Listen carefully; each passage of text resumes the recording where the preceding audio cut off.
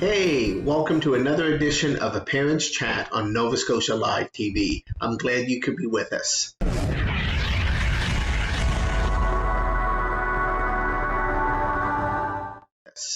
My name is Ken Hubley, and I'm a children's book author and an experienced parent. I've been parenting or step-parenting now for 24 years. I love to share some of the lessons I've learned and experiences along my journey. Today we're going to talk about when is a good time to have chats with your kids or start to have chats with your kids. And my answer is as soon as possible. Doesn't matter if they're newborn, 2, or 82. It's always a good time to have a chat with your kid, with your child. So what does this look like? Well, first of all, it's not formal. It's not necessarily structured or serious. It should be a fun time to connect and discover things about your child, and just maybe go out and have a game of catch, or go out and have a walk, or do an activity that the two of you like. Eat a bowl of ice cream, and then just start to talk. If you're not able to have time to stop and do that, maybe have your child sit with you when you cook supper, and just good time to talk and share at that point. It's about communicating and enjoying. How young can kids start to communicate? Well, a very interesting experience that I saw the other day. I was over to a friend's house and they had a baby there. Of course, the parents were talking to the baby and adults were talking to the baby, but the baby was also communicating through laughter, through smiles, through making little sounds that sounded like little stories. So I believe that we communicate at a very, very young age. And if you start chats and you start special times with your child at a young age, it will become very normal for them, and they'll expect it as they get older. They have a rough day at school, they'll look forward to coming home and talking to mom and dad about it. Or there's something they don't know, they're comfortable to ask you questions and to see what the next steps are. So I think chats are really, really important, but it's not about getting it right or wrong.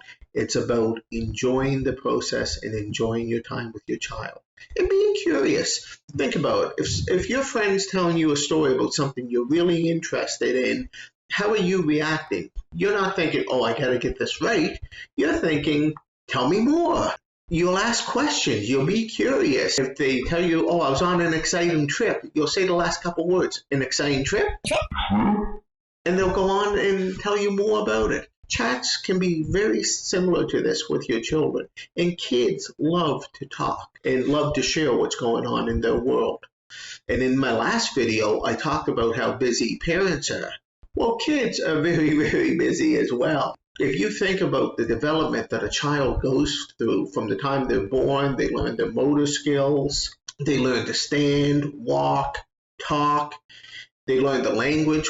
One surprising thing that I learned when my kids started school was how much pressure there was at school for them to develop. The teacher would talk about outcome and expectations, and the kids were in grade primary, and I'm thinking, my outcome and expectations is that they have fun and learn a little bit. But it was about reading, it was about math, it was about keeping up. So there's a lot of pressure or a lot of the expectations on kids right from a young age. And then they have their peer group and they learn how to socialize and things that go well and not go well, and being able to communicate that. That's why chats are so important all the way through, so that they can share and that they can learn. And if it's usual, you and your child have regular chats and conversations and share things with each other, then they'll expect to do that when they come home. They'll say, I want to come home and talk to mom and dad and get some guidance and just learn about it. They may not say that, but they're thinking that and they're believing that. So what's important when it's chat? Asking questions is good, and engaging conversation is really important. But I think one of the key parts is listening. Truly listening. Not listening to think, how am I going to answer or what am I going to say next, but listening to understand what the child is saying and what the child's not saying. And I'll give you a great example of how hard it is sometimes to listen, especially when we're busy. This is a fun story, but it's a true story.